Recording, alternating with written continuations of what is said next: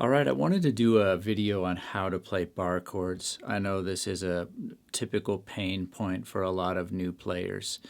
And right off the bat, one of the things you want to think about, or at least be aware of, is your guitar action. And what I mean by action is that is the distance between the strings and the fretboard, okay? So the fretboard where you need to press the strings down to, this part of the guitar, if the strings are really high raised off of that fretboard, it's going to be really hard for you to press down a chord, let alone a bar chord. So that's one thing to think about. Another thing to think about is your string gauge. If your string gauge, let's say you got your guitar as a gift from somebody and they weren't sure what they were doing and they had like really thick gauge strings on the guitar, that's going to make it harder to press down a bar chord as well. So one thing you could do is take your guitar into a shop and have it set up. So that's one thing you want to consider could be holding you back from getting your bar chords right. If you have an extremely cheap guitar that's not very well built, that can be a factor, and the action can be really poor on some of those guitars. Not that you need to have an expensive guitar to have one that's set up well. I usually point people towards a Yamaha guitar for their first guitar because it's a really well-built guitar and it's not extremely pricey. You can get into a Yamaha acoustic for probably around a couple $100, and it's going to serve you pretty well. So with all that out of the way, the first thing I want to talk about is your index finger strength. One of the first things I remember about trying to play bar chords is that I didn't get them overnight.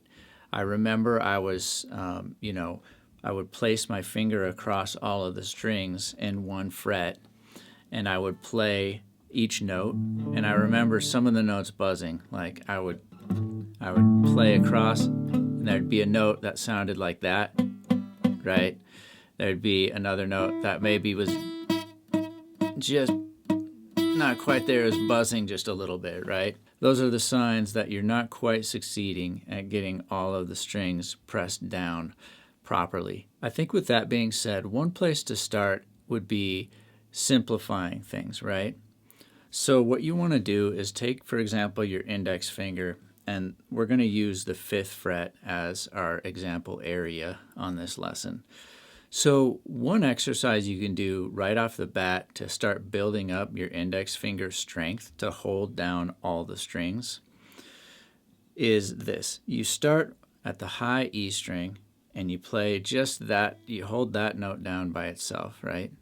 Okay, and you play that note.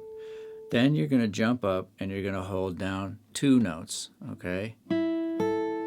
Right? Then you're going to jump up, hold down 3 notes. So you can see where this is going. Then you go to 4 notes, right?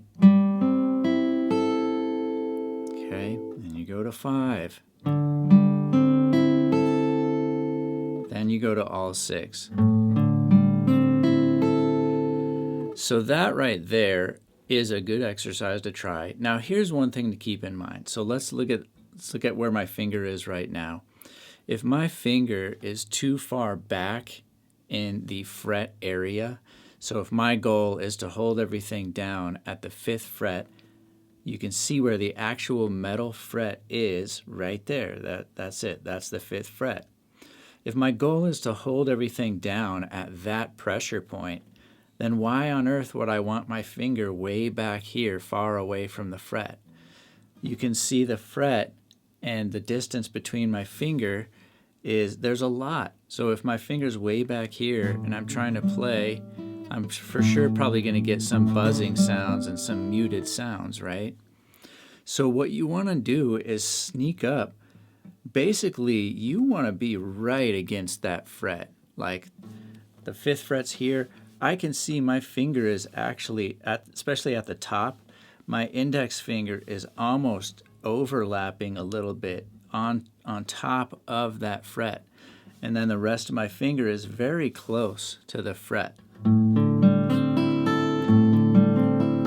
Okay, so that's an exercise you can do as well, is just kind of mess around with what happens when your finger kind of moves back a little bit. You're going to hear more buzz. Sneak it up onto the fret and see how close you can get to that fret. So that's another exercise. So right now we've got 2 exercises we can try over time to build up this strength. You can do the adding 1 string at a time, then you add 2 strings, you add 3 strings, 4 strings, 5 strings, 6. And then you can also just do all 6 strings. You press, pluck across all the strings, make sure you're not getting any buzzes, let off, then do it again. All right. So you're going to be able to do that as an exercise. That's just your single index finger exercise. And look, I've got lines in my finger, so it does actually hurt a little bit if you're doing that for long periods of time. You need to toughen up your index finger if you want to have any chance at playing a bar chord correctly. So when you squeeze down, you're not trying to kill the guitar either, right? You want to find the exact amount of pressure you need. If you're pressing too hard, you're just going to cramp up your hand. But if you're not pressing hard enough, you're obviously going to get some of those buzz sounds. You're going to get some muted sounds like that.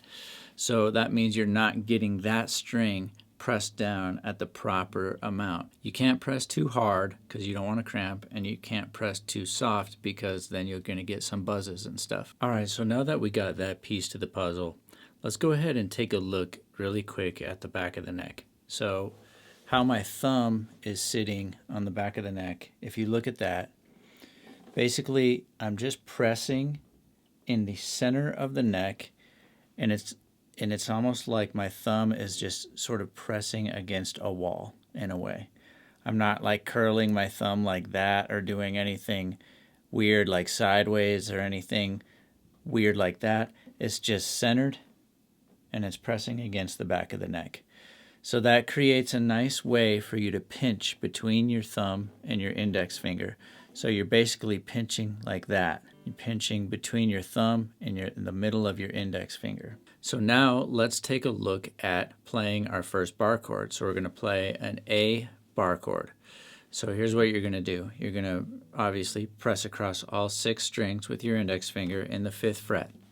Now you're going to take your middle finger and you're going to set it here on the 6th fret of the G, your ring finger here on the 7th fret of the A, and your pinky on the 7th fret of the D.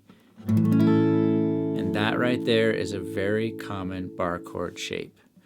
So it's reminiscent of an E chord. So if you know your standard open position E chord, look at that shape. That is the same shape we're playing, but up here, and we're playing it basically with your middle ring and your pinky. And this chord can be moved around the neck. You know, if you've moved to 3rd fret, you're playing a G chord, 7th fret. You're playing a B, C, D, and I don't have a cutaway, but if you could play up there, you'd be playing an E chord on the 12th fret.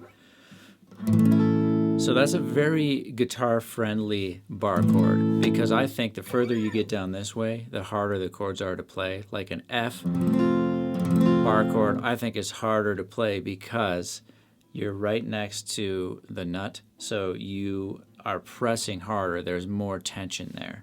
So the F bar chord is a little bit tougher. But that's what's cool about this chord, is that you can move it around the neck of the guitar once you get it down.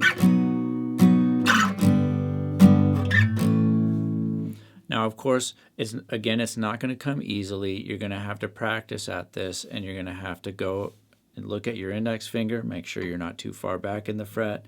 You know, do your exercises, make sure you're getting everything pressed down. You're using the right amount of tension, not too hard. You don't want to cramp up. Then you add the other fingers in, and then you might have to wiggle around, move around there to get everything to ring out.